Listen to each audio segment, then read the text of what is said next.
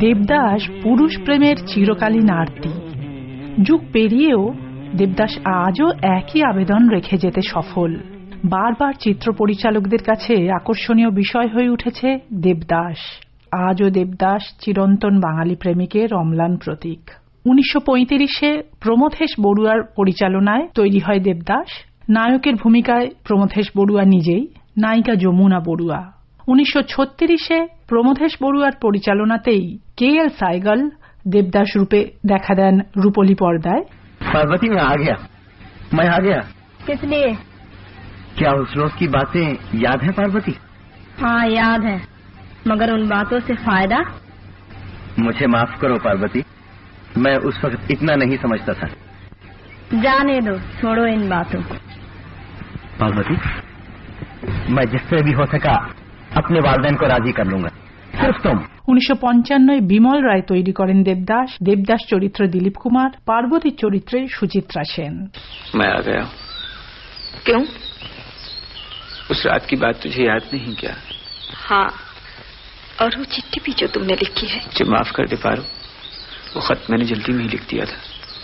न जाने मुझे क्या हो गया था, सोचने की ताकत भी नहीं रही मुझे। चुप रहो, मैं वो सब सुनना नहीं चाहती। सुनो पार्वती, जैसे कैसे भी होगा मैं अपने माता पिता को राजी कर लूंगा। तुम्हारे माता पिता हैं और मेरे नहीं हैं, उनके राजी होने और न होने की जरूरत नहीं है। क्यों नहीं? लेकिन उन्हें तो इस बात से इनकार नहीं है ना?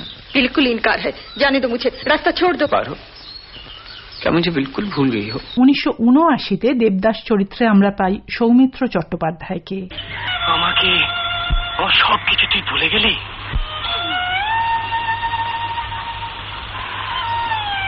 না, ভুলিনি। পার্বতী দেবদাসকে চিরদিন মনে রাখবে। ছেলেবেলার চট থাপ্পড় গুলো কি অত সহজে ভোলা যায়? পারো না, ঠাট্টা করছি না, খুব পরিষ্কার করে বললাম তো। আরো পরিষ্কার, আরো সত্যি কথাটা শুনবে। তোমার উপর আমার কোনো আস্থা নেই। আমাকে যিনি বিয়ে করবেন তিনি বিরাট ধনী, শান্ত, ধার্মিক, উদার। তাই তোমার মতন জ্ঞানহীন, অস্থির, চঞ্চল প্রকৃতির লোককে বিয়ে করার কোনো প্রশ্নই ওঠে না। পারো, তুমি মাথা ছাড়িয়ে যাচ্ছ। বড় লোকের ঘরে তোমার বিয়ে, তাই তোমার এত অহংকার? না না, আমার অহংকার আমার রূপের, আমার গুণের। তোমার শুধু রূপ আছে, গুণ নেই। তোমার কিচ্ছু নেই, তোমার সবটাই ফাঁকা, মিথ্যে। কিচ্ছু নেই তোমার, কিচ্ছু নেই, কিচ্ছু নেই। 2002-এ সঞ্জয় লীলা বনসালি তৈরি করেন দেবদাস। নাম ভূমিকায় শাহরুখ খান। এই ছবিটি দেবদাস গল্পের অবলম্বনে তৈরি হলেও আসল গল্প থেকে বেশ খানিকটা আলাদা। कौन कम वक्त बर्दाश्त करने को पीता है? हम तो पीते हैं कि यहाँ पर बैठ सकें, तुम्हें देख सकें, तुम्हें बर्दाश्त कर सकें, बेहोश हो सके। এরপর 2009-এ অনুরাগ কাশ্যপ তৈরি করেন দেব ডি। এই ছবিও অনেকটাই আলাদা। দেবদাস নিজস্ব ভাবনা তুলে ধরেছেন চলচ্চিত্রবেত্তা সঞ্জয় মুখোপাধ্যায়। সমগ্র ভারতীয় সংস্কৃতিতেই দেবদাস উপন্যাস এক আশ্চর্য ঘটনা। শরৎচন্দ্র নিজে একে দুর্বল লেখা ভাবতেন এবং এই বিষয়ে কোনো সন্দেহ নেই যে শরৎচন্দ্র চট্টোপাধ্যায়ের রচনাবলিতে দেবদাসের সার্থকতা অকিঞ্চিতকর। কিন্তু সারা দেশ একে কেমন করে যে ভালোবেসে ফেলল। দেবদাস মুখুজ্জে আসলে আমাদের যাবতীয় ব্যর্থতা, পতন এবং অশ্রুর প্রতীক।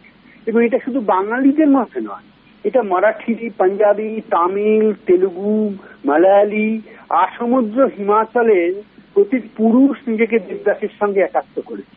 আর উল্টো দিক থেকে পার্বতী, সেই নায়িকা যে পারো নামে পরিচিত, সে আমাদের কাছে এক বীরত্বের প্রতীক। সে যেভাবে সে দেবদাসকে সারা জীবন ভালোবেসে গেল। কিন্তু মূল কথায় যদি আমরা প্রবেশ করি, 1918 সালে প্রকাশিত এই উপন্যাস ভারতবর্ষে এমন একটা সময় লেখা হয়েছিল যখন সাধারণভাবে বাঙালির সংস্কৃতিতে একটা হীন অবস্থা, আমাদের চরমপন্থী আন্দোলনগুলো দুর্দশাগ্রস্ত, কিন্তু গান্ধীজি তখনও এসে উপস্থিত হননি। ফলে যুব সমাজের সামনে সেই অর্থে নৈতিক আদর্শ কম, শরৎচন্দ্র সেই জায়গাটাকে ধরতে চেয়েছিলেন।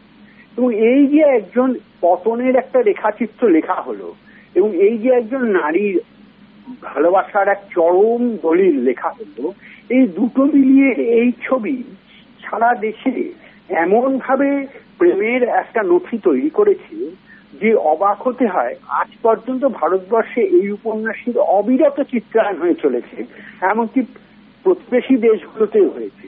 দেবদাস যতবার, সেই প্রমথেশ বড়ুয়ার সময় থেকে আজ পর্যন্ত যতবার ভারতবর্ষের সমস্ত ভাষায় হয়েছে তা অবিশ্বাস্য। লাশ আমার লাল পানি দিয়ে ধুয়ো, লাশ আমার লাল পানি দিয়ে যেদিন লব বিদায়।